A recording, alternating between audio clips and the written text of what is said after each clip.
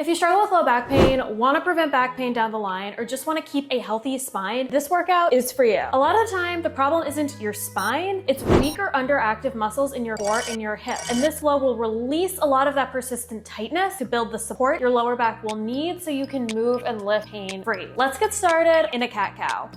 All right. So in a cat-cow, we're going to keep our wrists and our shoulders in a straight line, our hips at a 90-degree angle. We're gonna round our back like we're a scaredy cat on Halloween. And then we're gonna arch our back like we are a sphinx. So round and arch. Now, while we're moving through this range of motion, I really want you to just focus on going slow and controlled, building that mind-muscle connection and just trying to release tension. You're not gonna get any bonus points, burn any more calories, get any more benefit if you're trying to go fast. The hardest thing is to go slow, controlled, and find that release for you.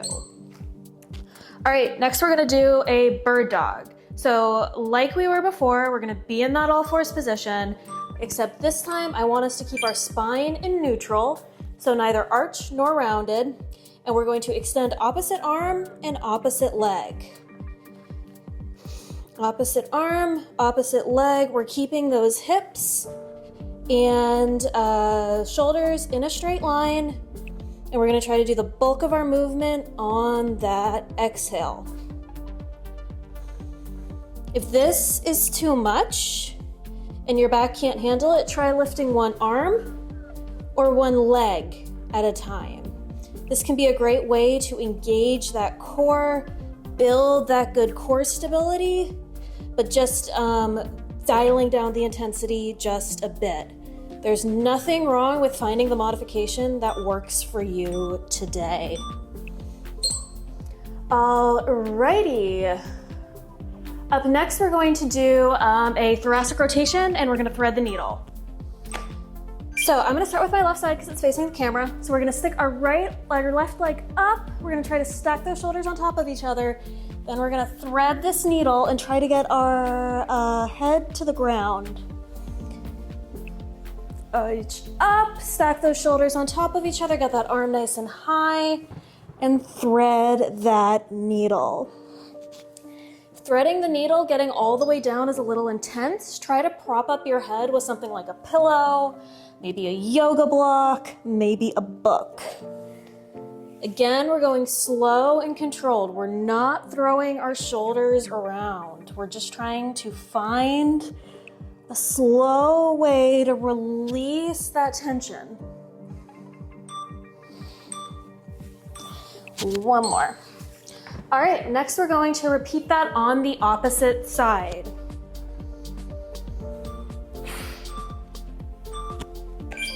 All right, right arm up, facing you all, and we're gonna thread that needle. While we're threading the needle, we're fighting to keep those hips in a straight line. We're trying to keep our belly button in line with our hips, and we're finding the range of motion that feels good. If just this opening up, chest opener feels good, then keep doing that. One thing in day-to-day life, we don't get our arms above our head that much. So to release some of this back tension, focusing on just moving your arm above your head and getting it to positions where you aren't gonna be completely hunched over can be a really good thing to do. Even if you're just sitting at your desk, try raising your hands like you're in the first grade. All right, next we're going to do a runner's lunge plus a lean, forward lean. So, left leg is out in front of me at a 90-degree angle. I am going to keep my knee in line with my middle toes, and I'm gonna lean forward ever so slightly to activate not only that right hip flexor, which we're stretching right now, but also that right glute. If you have chronically tight hip flexors, if you sit all day, even if you're something like a runner, stretching your hip flexors isn't necessarily enough. You want to try to get that extra little dose of glute activation in as well. Ever need to hold on to the wall for balance? Go right ahead. So leaning forward to activate that glute can get us that little extra bit of activation. All right, next we're going to do a pigeon stretch with that left leg forward. So for me, easiest way, just go into a plank, get my leg at about a 45-degree position. I'm trying really hard to get my hips in a straight line. If staying upright feels good and puffing that chest out like you are a lion or something along those lines feels good, keep doing that. If you want to collapse forward, keep doing that as well, but really fight to keep these hips in a straight line and just think about release. Take a big deep breath and out, and just think about getting some of that tension out of that hip.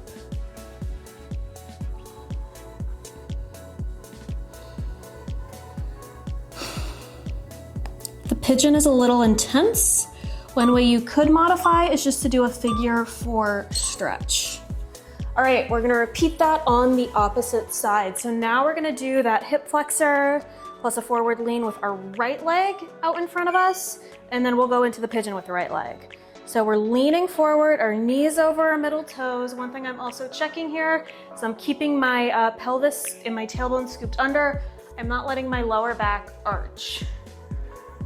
If you sit all day, you likely have a degree of lower back arching. I know I definitely do.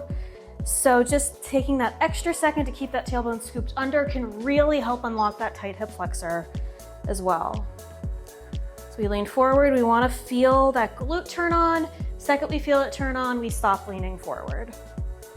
This range of motion will look slightly different on everyone. If you can go all the way out here, do that, but I kind of feel my glute turn on here, so this is where my range of motion is. You can do better, you can do worse than me. If you want to do better, be my guest.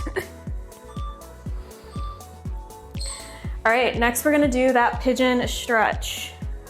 So I would encourage you to do whatever variation you did on the left side on your right side as well.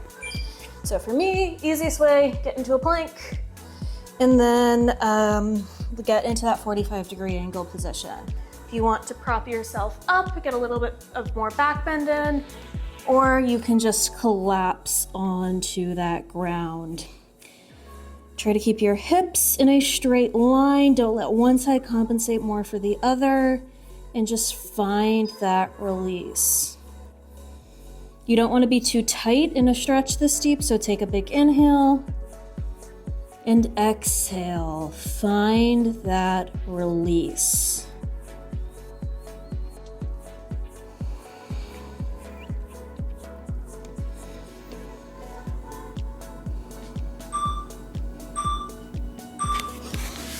All right.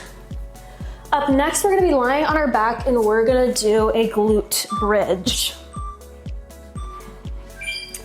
So I'm gonna make sure my shoulders are down my back. I'm gonna keep these hips in a straight line. I'm gonna press into the ball of my big toe and my heel. I'm gonna press up as far as I can while keeping my pelvis scooped under. I'll hold for a split second, get those glutes activated, let some lower back release come, and then go down to the ground. Lift up, hold at the top, and come back down. You want to go slow and controlled, build that mind-muscle connection, get that core and those glutes firing here as well. We want to train them to be active so we can lift better, we can go through day-to-day life better, because a lot of activities of daily life turn these two muscles off. All right, final exercise, we're going to do some knee hugs. So we're going to stay lying on our back. We're gonna take one leg, I'm taking my left leg here, pull it into my big chest like we're giving it a really big bear hug. Pull for a second till we feel that stretch in our right hip flexor, and then we're gonna switch.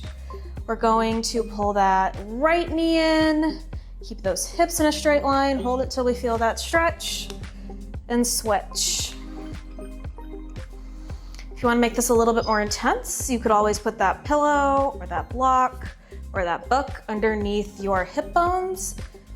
But if this works for you, keep trying that as well. There's no wrong way to modify if you're getting into a position where you're feeling that stretch. Another thing you should not do here is grab your knee like I was getting perilously close to doing before. All right, next we have our final stretch, which is a child's pose. So I prefer a wide-legged child's pose with my knees bowed out. If you want to keep them close together, do what works for you. So we're gonna drive that tailbone into those heels, and we're just gonna let our upper body collapse. If you want a little bit more in your shoulders rather than your low back, you can try walking your hands out to like 10 on the clock and holding, and walking to 2 on the clock and holding. That can get those lats involved as well. And that's just another thing that if your back is tight, you can try to release as well. Can also make that more dynamic by just kind of walking between 10 and 2 if you want a more dynamic child's pose, or you can just hold for these final few seconds. Great work, everyone. That was a 10-minute lower back saver routine. If you want to continue after this one, I'd recommend checking out this video for some more stretching and this video for some more lower back friendly light movement. If you like this video and you want to see more like it, please remember to like, comment, and subscribe. That's one of the most important things you can do with the algorithm, and it's one of the most important things you can do to help a small channel like this one grow. Thank you so much for working out with me, and I'll see you next week.